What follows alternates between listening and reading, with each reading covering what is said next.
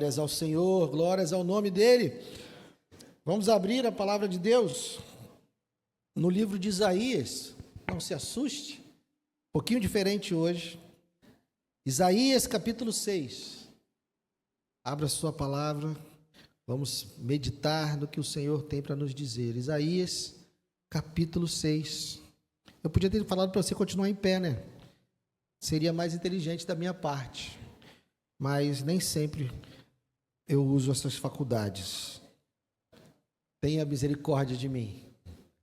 Isaías capítulo 6, vamos ler dos versos 1 ao verso 8.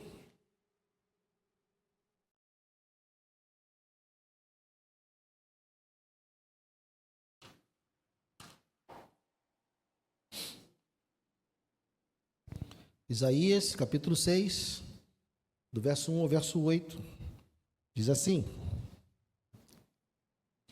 No ano da morte do rei Uzias, eu vi o Senhor assentado sobre um alto e sublime trono, e as abas de suas vestes enchiam o templo. Serafins estavam por cima dele, cada um tinha 6 asas, com 2 cobria o rosto, com 2 cobria os pés, e com 2 voava. E clamavam uns para os outros, dizendo: Santo, Santo, Santo é o Senhor dos exércitos, toda a terra está cheia da sua glória. Vamos juntos? Santo, Santo, Santo é o Senhor dos exércitos, toda a terra está cheia da sua glória. Os umbrais das portas se moveram com a voz do que clamava, e o templo se encheu de fumaça. Então eu disse: ai de mim, estou perdido, porque sou homem de lábios impuros e habito no meio de um povo de lábios impuros. Os meus olhos viram o Rei, o Senhor dos exércitos. Então um dos serafins voou para mim, trazendo na mão uma brasa viva, que havia tirado do altar com uma pinça. Com a brasa tocou a minha boca e disse: eis que esta brasa tocou os seus lábios. A sua iniquidade foi tirada e o seu pecado perdoado. Depois disso, ouvi a voz do Senhor que dizia: a quem enviarei? E quem há de ir por nós? Eu respondi: eis-me aqui, envia-me a mim. Senhor, obrigado.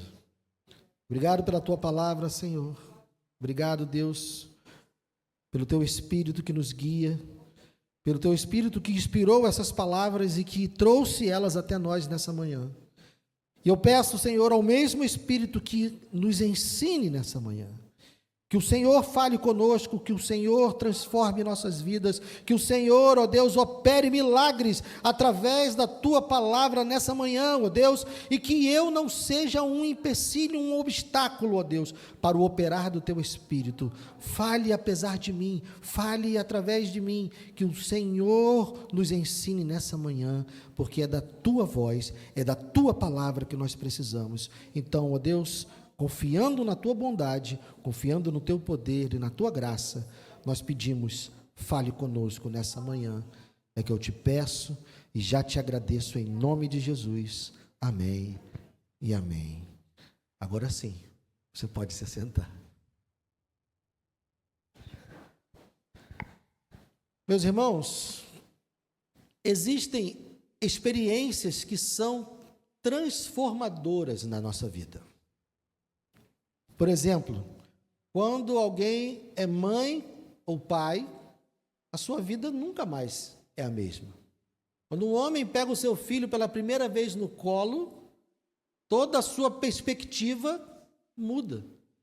A mãe é antes, né? A mãe, quando na concepção, quando ela sabe que tem ali já um bebezinho no seu ventre, ela já muda toda a sua percepção.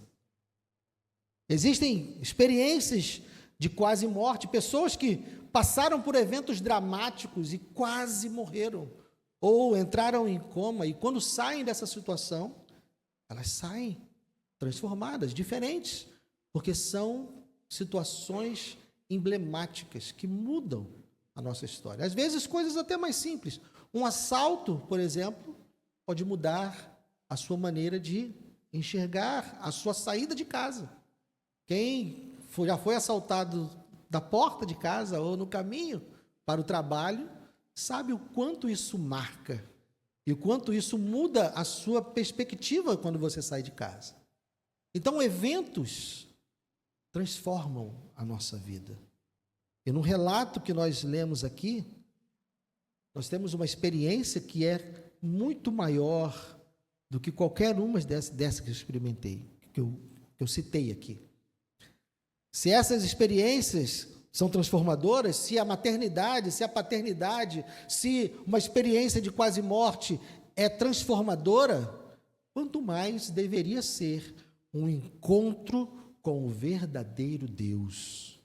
Quanto mais deveria ser transformadora e mudança na nossa vida deveria causar um encontro com o verdadeiro Deus. Nesse relato nós vemos o profeta Isaías diante de uma revelação magnífica. Ele tem uma visão magnífica. E nós vamos meditar nessa manhã sobre essa visão, sobre como essa passagem tem coisas para nos ensinar. Nós vamos ver, antes de aplicarmos essa mensagem na nossa vida, nós vamos analisar 4 pontos que estão aqui nesse texto. O primeiro ponto é a revelação da majestade e da santidade de Deus. O segundo ponto é a consciência do pecado e o clamor por misericórdia. O terceiro ponto é a experiência de purificação e de restauração. E o quarto ponto é o chamado e a resposta. Então, nós vamos analisar o texto nessas 4 perspectivas. Então, o primeiro ponto é a revelação da majestade e da santidade de Deus, que estão nos versos 1 a 4. No ano da morte do rei Uzias, eu vi o Senhor assentado sobre um alto e sublime trono, e as abas de suas vestes enchiam o templo. Serafins estavam por cima dele, cada um tinha 6 asas. Com 2 cobriu o rosto, com 2 cobriu os pés, e com 2 voava. E clamavam uns para os outros, dizendo: Santo, Santo, Santo é o Senhor dos exércitos, toda a terra está cheia de sua glória. Os umbrais das portas se moveram com a voz do que clamava, e o templo se encheu de fumaça. Ele faz aqui menção ao rei Uzias. E muito mais do que nos dar uma datação do livro, nos dar uma data de quando Isaías começou a profetizar, Deus já nos está dando aqui uma comparação para fazermos. Por quê? Porque o rei Uzias foi um rei muito poderoso.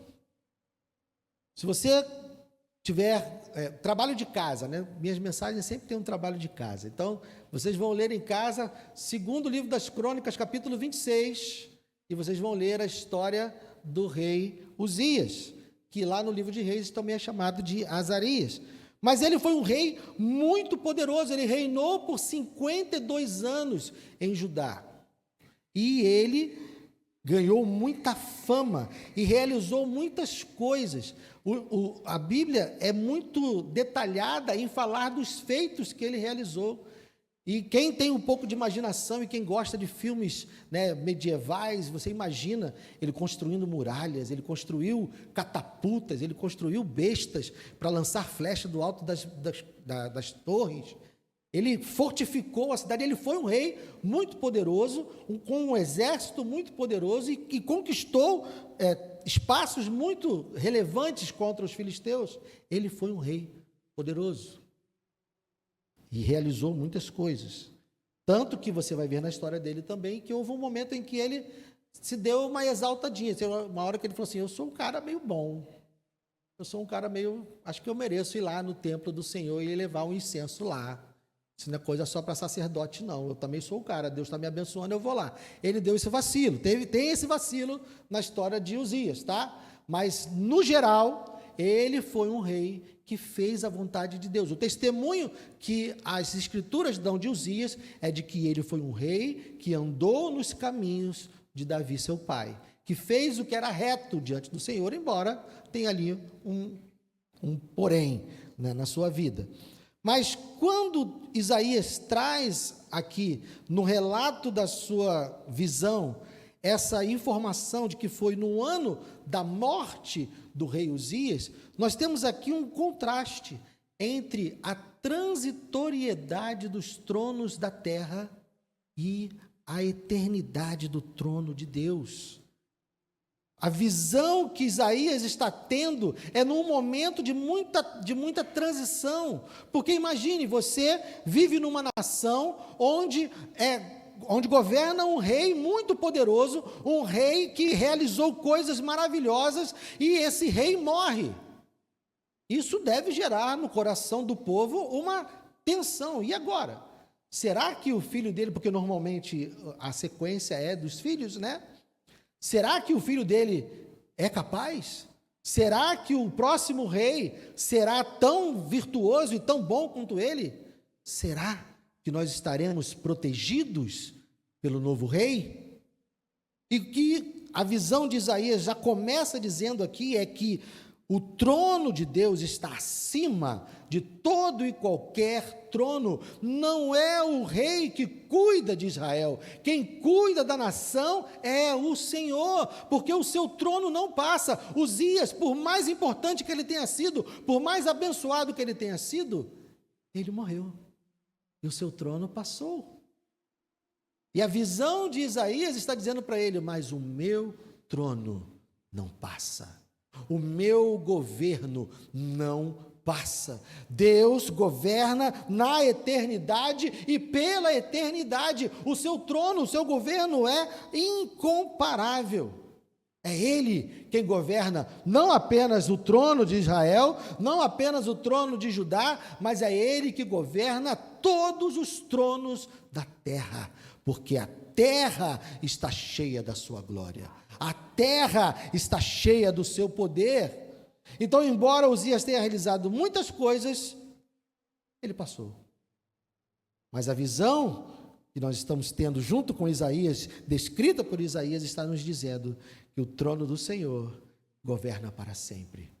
E Ele está acima de todos os governos. Sua glória enche o templo, Ele é majestoso e a sua presença é suprema e incomparável. A visão que Isaías tem é de um Deus completamente incomparável. E ele tem a visão de anjos, de serafins, adorando ele continuamente. Imagina, meus irmãos, eu já falei para vocês que eu tenho imaginação muito boa, né? E eu fico imaginando esses anjos. Eu não sei você, eu já pedi a Deus, gente, eu não quero ver nada. Tem gente que quer ver coisas, né? Rapaz, se eu encontro um anjo desse, eu acho que eu saio correndo, gente. Ou desmaio, eu não sei o que eu vou fazer. Pessoal, você está andando na rua e de repente, um ser gigante com 6 asas. Rapaz, eu não fico não sei você. Eu já falei para Deus, eu não quero ver nada. Eu não sei o que aconteceria comigo se eu estivesse no lugar de Isaías. Mas Isaías contempla esses anjos, esses seres que devem ser assustadores e gigantescos. Mas como esses anjos estão? Eles estão cobrindo a sua face, eles estão cobrindo os seus pés, num sinal de total humilhação e submissão a quem está no trono. Ou seja, se os serafins são grandes, se os serafins são majestosos para nós, quem está no trono é infinitamente maior. Ele está sendo adorado por esses serafins, ele está sendo reconhecido como Senhor, como soberano, como majestoso por essas criaturas que, se nos fosse dado uma visão meio torta, nós estaríamos adorando. João, lá em Apocalipse, quando viu um anjo, o que ele fez? Ele caiu, e o anjo falou, não, levanta rapaz, está doido? Não é a mim que você tem que adorar, não, eu sou conservo, eu sirvo junto com você, porque a visão de um anjo nos levaria a adorá-lo. Mas o anjo avisou a João, não, nós servimos alguém maior. Então, na visão de Isaías, essa visão maravilhosa, os serafins estão adorando, e mais do que isso, estão clamando, santo, santo, santo, numa declaração da total perfeição de Deus. Deus não é apenas santo, Ele é santo, santo, santo. Essa repetição nas Escrituras nos indica uma afirmação cada vez mais firme de que Ele é totalmente santo, Ele é totalmente separado, Ele é completamente distinto de tudo que existe. Não existe nada na criação, não existe nada no mundo espiritual ou no mundo físico que nos possa dar uma visão completa e perfeita do Senhor.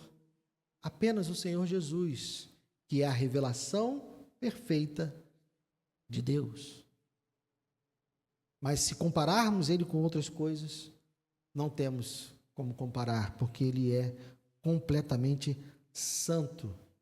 E essa presença de Deus, que é adorada pelos serafins, ela é tão poderosa, ela é tão majestosa, que no verso 4 nos diz que os umbrais da porta se moveram com a voz do que clamava. O que quer dizer isso? Umbrais da porta, ele está falando aqui da estrutura do templo, ele está falando da estrutura da construção, está dizendo que aquele lugar mais firme, aquele lugar mais seguro, tremeu diante da voz do Senhor. Ele é tão majestoso que abala as estruturas do templo. O templo não é capaz de conter a glória de Deus. Por isso que a glória dele enche toda a terra. Ele não está circunscrito a um prédio, ele não está circunscrito a um lugar de adoração. A sua glória enche toda a terra. Essa é a descrição da majestade e da santidade de Deus. É isso que Isaías está vendo. E diante dessa visão, o que acontece? Vamos aí então para o segundo ponto. Isaías é melhor do que eu, porque ele não desmaiou nem saiu correndo. Mas Isaías teve a consciência do seu pecado. Verso 5, diante dessa visão, o que ele disse? Então eu disse, ai de mim, estou perdido, porque sou homem de lábios impuros, e habito no meio de um povo de lábios impuros, e os meus olhos viram o Rei, o Senhor dos exércitos. Aqui, diante da visão que ele recebe do Senhor, diante da visão da majestade e da santidade de Deus, a conclusão que Isaías chega é: eu sou um pecador miserável, eu sou um homem que tem os lábios impuros. Ele está falando aqui do seu pecado individual, ele está reconhecendo diante de Deus o quanto ele pessoalmente, o quanto Isaías pessoalmente é pecador, o quanto ele está longe da santidade de Deus, o quanto ele está afastado da semelhança e da criação de Deus. Ele reconhece que quando vê o original, a cópia está muito danificada.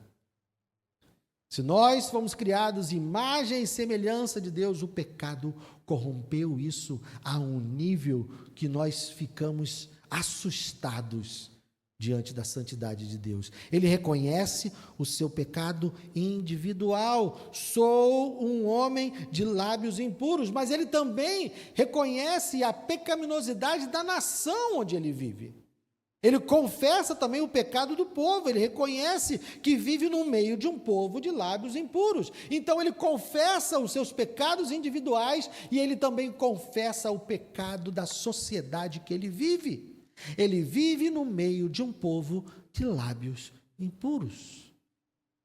E ele então, ele entende que somente a misericórdia, somente a graça de Deus pode mantê-lo vivo. Eu estou perdido, ai de mim, eu vi o Senhor, eu que sou pecador, eu que sou um homem de lábios impuros. Deus seria perfeitamente justo se me consumisse aqui.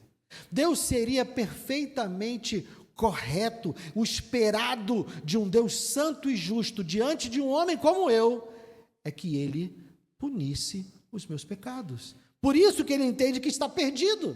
Ele entende que está na dependência da misericórdia de Deus. Porque se ele quiser, ele vai ser totalmente justo se punir os meus pecados. ele conta, ele confia de que ele depende da misericórdia do Senhor. A visão de Deus revela a nossa indignidade.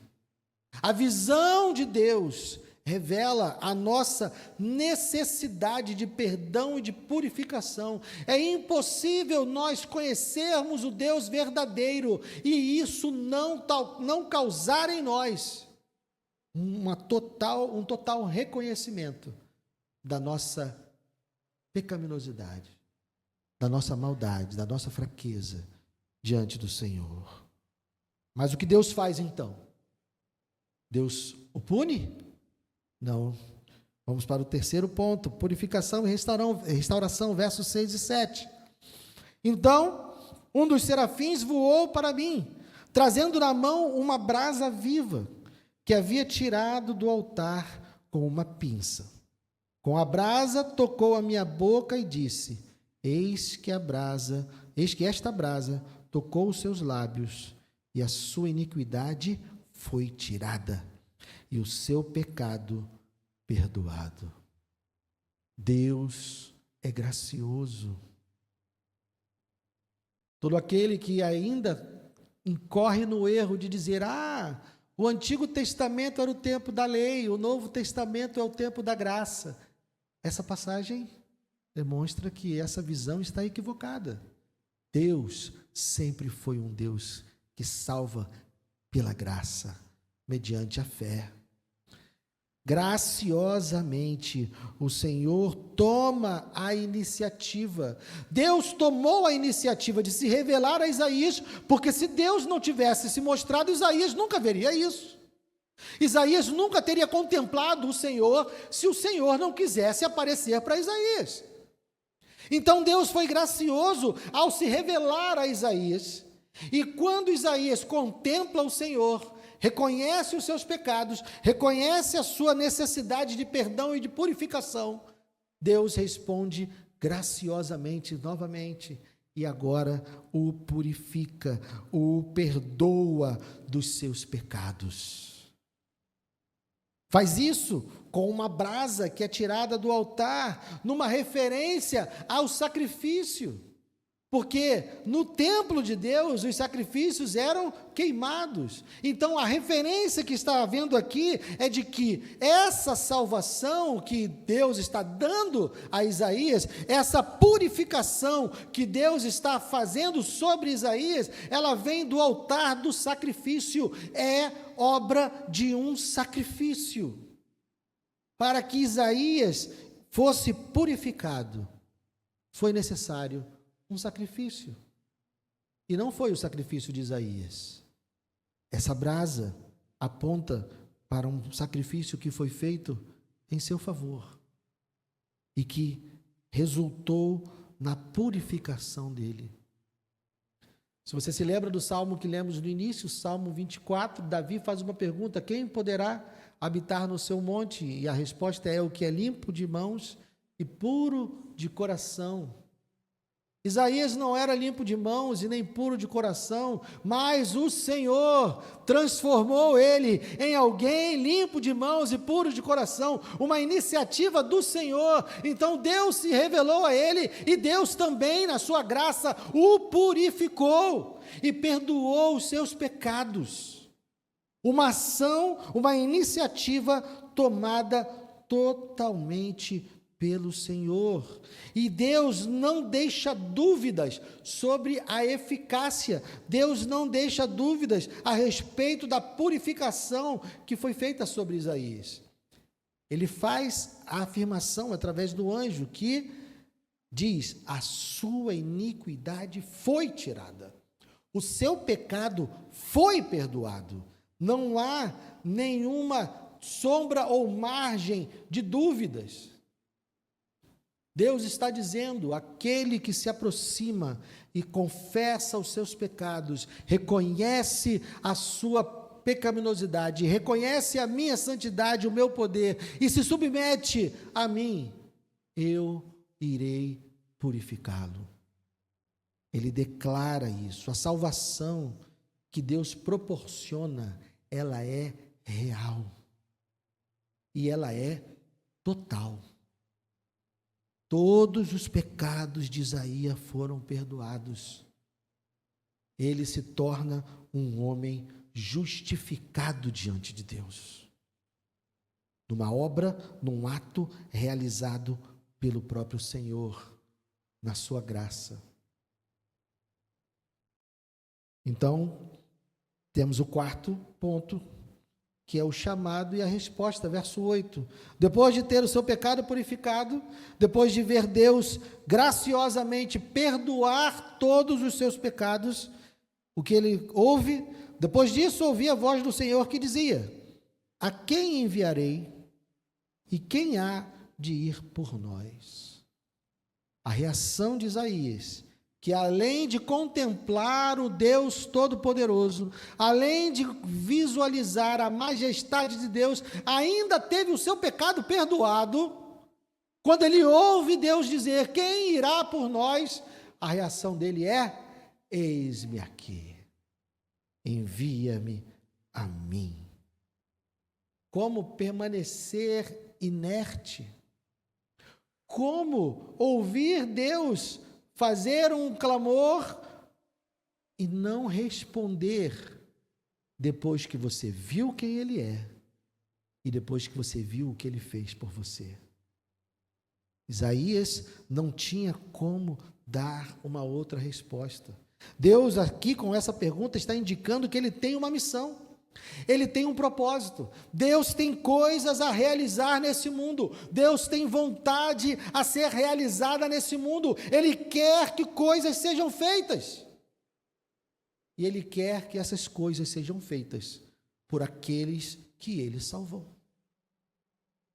Ele quer que aqueles a quem Ele redimiu, Ele quer que aqueles que o conhecem e aqueles que foram salvos por Ele, Ele quer que essas pessoas realizem coisas e cumpram um propósito, uma missão. Então Ele faz uma pergunta aberta. Ele não vira para Isaías, Ele simplesmente faz uma pergunta aberta. Ele diz: olha, quem há de ir por nós? A quem enviarei? É uma proposta, é um convite a participar dos seus propósitos, é um convite para alguém que acabou de contemplar a sua glória, é um convite para alguém que acabou de experimentar da sua graça, para que esse alguém participe dos seus planos e dos seus propósitos. Então, após ver a glória de Deus, após reconhecer o seu pecado e após receber o perdão dos seus pecados, Isaías se rende e se submete e diz: olha, eis-me aqui. Depois de ter contemplado esse Deus, depois de ter experimentado o perdão desse Deus, como eu não vou responder a esse clamor? Como eu não vou responder a esse chamado? E naturalmente, ele se rende diante de Deus e diz: eis-me aqui. Então, nós vimos que nessa passagem existe uma visão da glória de Deus, existe uma experiência da consciência do pecado por Isaías e um clamor pela sua misericórdia. Nós vimos que existe a purificação e a restauração dele, o perdão dos seus pecados, e nós vimos que existe um chamado, e que ele responde a esse chamado com: eis-me aqui. E o que isso fala para nós nessa manhã? Guilherme, o que eu tenho a ver com a visão de Isaías? O que isso tem a ver comigo aqui em 2025? Meus irmãos, nossa maneira de viver, aquilo que nós estamos fazendo hoje, revela que tipo de visão nós tivemos de Deus. Que Deus é esse? A maneira como nós vivemos revela se nós contemplamos o verdadeiro Deus ou se nós contemplamos um ídolo. ou se nós estamos colocando diante de nós um Deus feito pelas nossas próprias mãos ou pela nossa própria mente. Porque se o Deus que você encontrou foi um Deus que vai te ajudar a realizar os seus propósitos e os seus sonhos, se a visão que você teve de Deus foi de que esse Deus iria ajudar você a realizar os seus sonhos e os seus propósitos, eu sinto dizer para você que você encontrou um ídolo. Eu sinto dizer para você que mesmo que você não saiba esculpir na madeira, mesmo que você não saiba esculpir na pedra, você construiu um ídolo para você. Porque o Rei da Glória não está aqui para fazer a nossa vontade.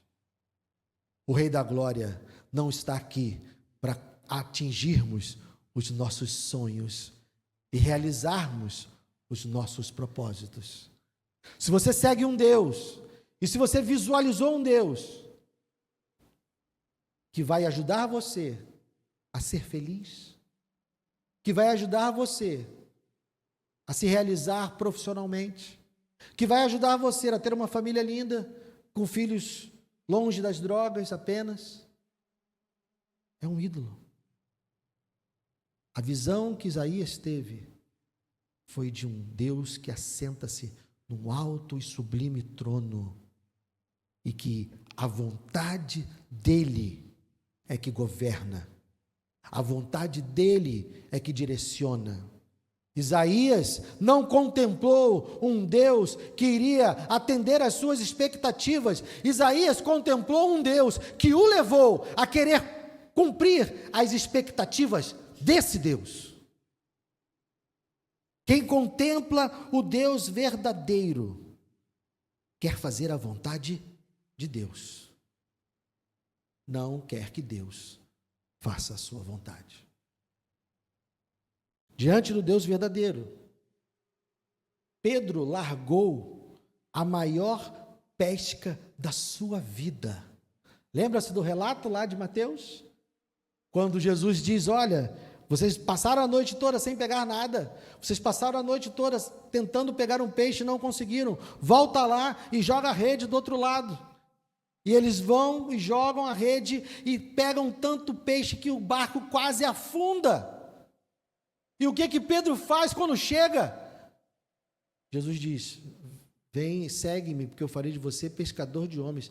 Ele larga a maior pesca da sua vida.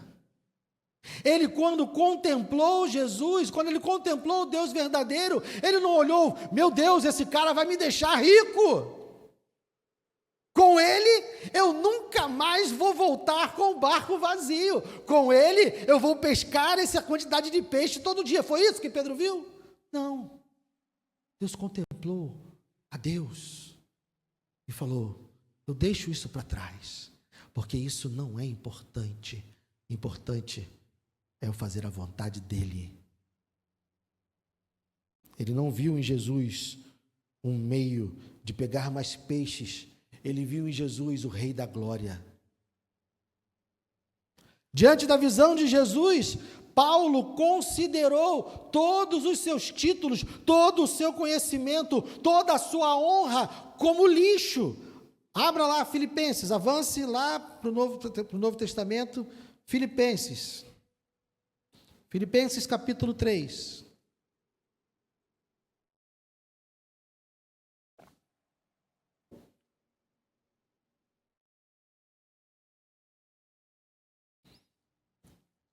Filipenses capítulo 3, vamos ler do verso 4 ao verso 8. Filipenses capítulo 3, verso 4 ao verso 8. É verdade que eu também poderia confiar na carne. Se alguém pensa que pode confiar na carne, eu ainda mais. E aí Paulo começa a falar das suas qualificações. Fui circuncidado no 8º dia. Sou da linhagem de Israel, da tribo de Benjamim, hebreu de hebreus. Quanto à lei, eu era fariseu. Quanto ao zelo, perseguidor da igreja. Quanto à justiça que há na lei, irrepreensível. Mas, vamos juntos a partir do 7? Mas o que para mim era lucro, isso considerei perda por causa de Cristo.